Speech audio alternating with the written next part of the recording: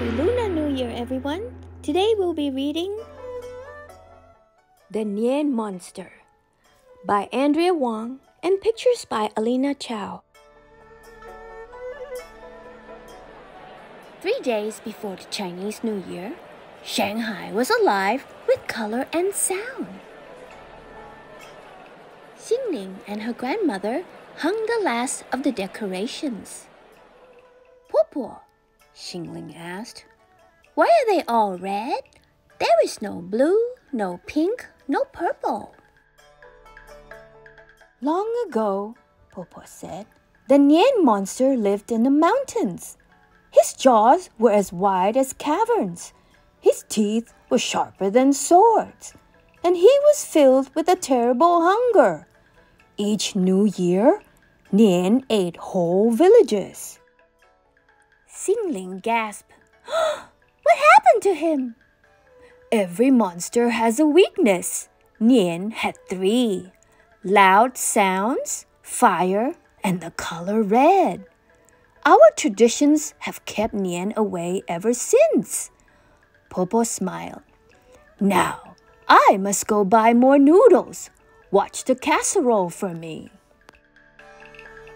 In the kitchen, Xingling lifted the lid and stirred the pot. The aroma of pork and cabbage wafted out the window. Dong, dong! There on the balcony crouched a horrible beast. His jaws were as wide as caverns. His teeth were sharper than swords. "Ayah!" Xingling cried. "Nian has returned!" "I have come to devour this city," growled Nian. He stretched his wide wicked jaws and roared. All the buildings in Shanghai shook. Xingling pointed to the city below. "We have red banners, lanterns, gongs, and drums. Why aren't you scared?" "Phew," the monster spat. "That was thousands of years ago. Those old tricks don't frighten me anymore. I am starving." He licked his lips. "You will make a tasty appetizer." "Wait!" Xingling scanned the kitchen. "Have a bowl of long-life noodles first. If you live longer, you can conquer more cities." Nian stroked one pointy horn. "You are wise, little one. Noodles first, then you, then the city." "Good! Wait for me in the park." Nian leaped down to the people's square and paced around the fountain. Xingling ran to the best noodle shop in Shanghai.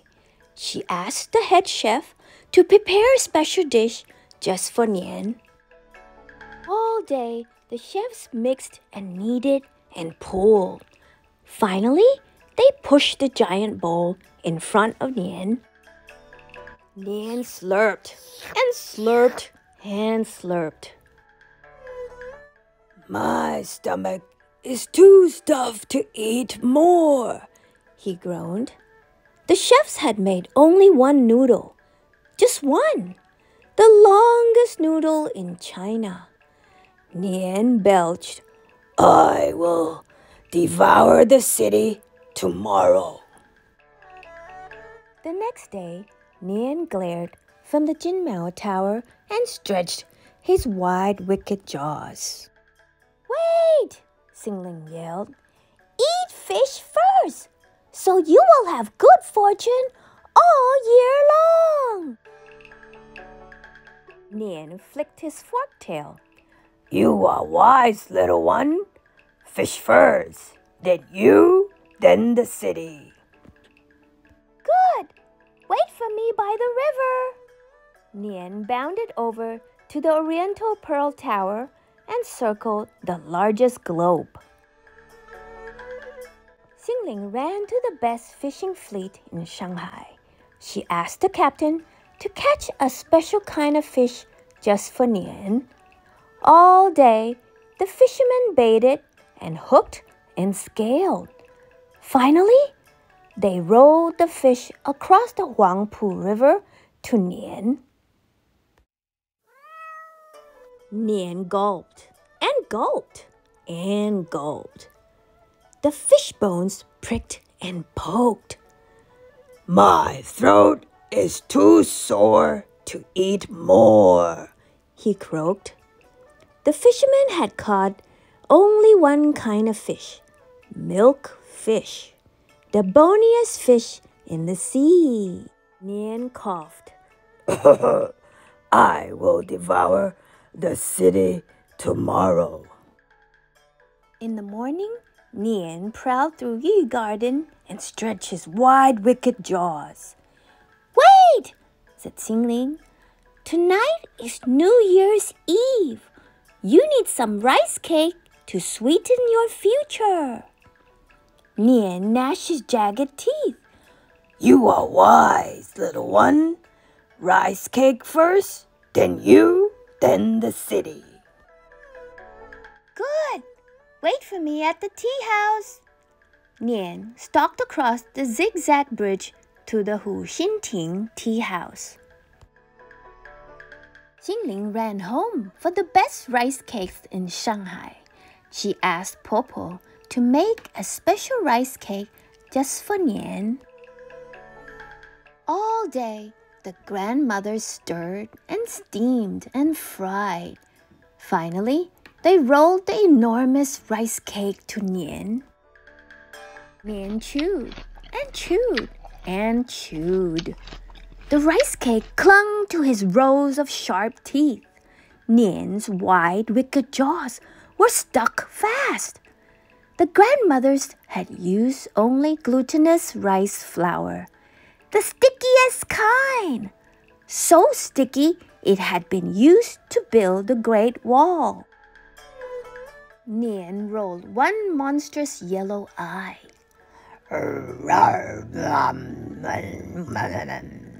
He muttered. Yes, Xingling said. You can devour the city tomorrow. But first, fireworks. We must send out the old year so we can welcome in the new.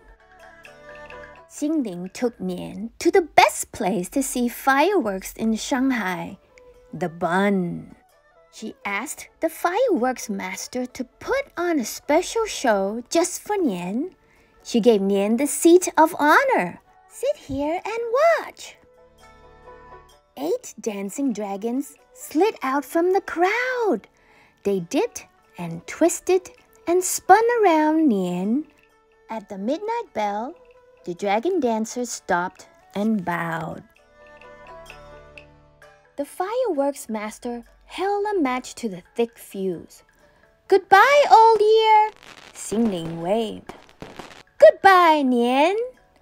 Nian thrashed his mane and lashed his tail, but he couldn't stretch those wide, wicked jaws to blow out the flame. Pow! Nian and the chair blasted into the air. The firework makers had built a spectacular firecracker.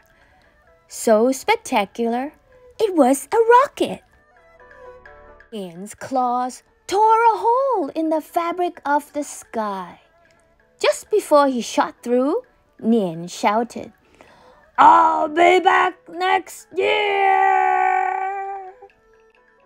Good, Xingling said. You haven't tried my dumplings yet.